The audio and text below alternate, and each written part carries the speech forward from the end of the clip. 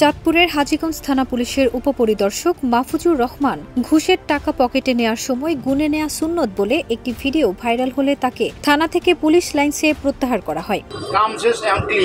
ওয়ালটনের পণ্য কিনে জিতে নিতে পারেন নগদ 20 লক্ষ টাকা। Double million offer, Walton fridge কিনে পেতে পারেন 20 লক্ষ টাকা। রয়েছে কোটি কোটি টাকার নিশ্চিত উপহার। 12 নভেম্বর সকালে এই এসআইকে প্রত্যাহারের বিষয়টি নিশ্চিত করেছেন চাঁদপুরের পুলিশ সুপার মোহাম্মদ আব্দুর রকিব।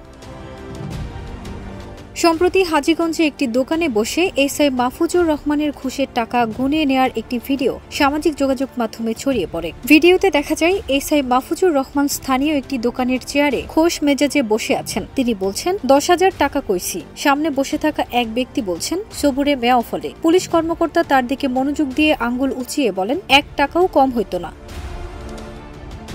ভিডিওর এক পর্যায়ে প্রথম ব্যক্তি বলেন টাকা গণ্যেন না। তখন মাহফুজ বলেন টাকা গুনে নেয়া সুন্নত। প্রথম ব্যক্তি বলেন রুম অন্ধকার, আল্লাহ কইছে মাইনছেরে দেখায় কিল্লাই। এই সময় মাহফুজ মুচকি হাসতে হাসতে টাকা গুনছেন কয়েকবার। দ্বিতীয় ব্যক্তি বলছেন চা খাবেন? মাহফুজ জবাব দেন পরে খাবো। এই বলে টাকা হাতের মুঠোয় নিয়ে বের হয়ে যান।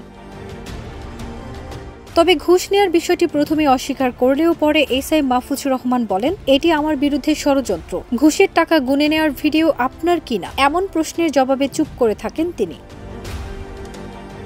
এ বিষয়ে চাঁদপুরের পুলিশ সুপার মোহাম্মদ আব্দুর রকিব বলেন ভিডিও ফুটেজ দেখে এসআই মাহফুজুর রহমানের বিরুদ্ধে বিভাগীয় ব্যবস্থা নেওয়া হয়েছে। তাকে হাজীগঞ্জ থানা থেকে প্রত্যাহার করে চাঁদপুর পুলিশ লাইনসে সংযুক্ত করা হয়েছে। ফারজানা নিকিতা, দেশ রূপান্তর।